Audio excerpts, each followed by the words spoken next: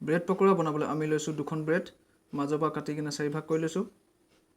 বেচন আমি লৈছোঁ 1 কাপ। এটা মিডিয়াম সাইজৰ পিয়াজ কাটি লৈছোঁ।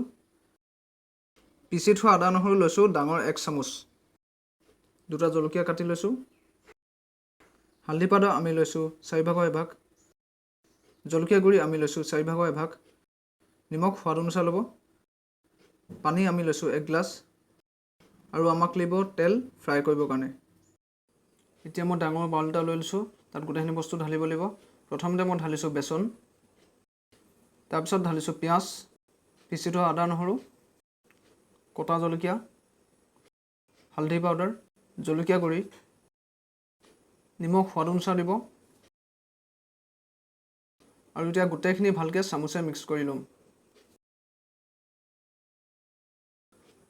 ভালকৈ মিক্স কৰাৰ পিছত এতিয়া আমি পানী অকণমান দি গোটেইখিনি পনীয়া কৰি ল'ম।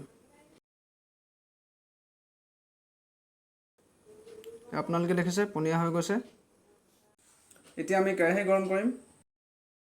কেৰাহীটো গৰম হোৱাৰ পিছত আমি অকণমান তেল ঢালি দিম। তেলটো গৰম হৈ ল'ব দিব। তেলটো গৰম হোৱাৰ পিছত আমি ব্ৰেডৰ স্লাইচটো ইয়াত জবিয়াই দিম আৰু লাহেকৈ কেৰাহীত ঢালি দিম। এতিয়া আমি ব্ৰেডটো মিডিয়াম ফ্লেমত ফ্ৰাই কৰিম যেতিয়ালৈকে গল্ডেন ব্ৰাউন হৈ নাযায়। এইটো ছাইড আমাৰ ফ্ৰাই হৈ গৈছে। এতিয়া আমি এইটো ছাইড ফ্ৰাই কৰিম। এইটো ছাইডো আমাৰ ভালকৈ ফ্ৰাই হৈ গৈছে।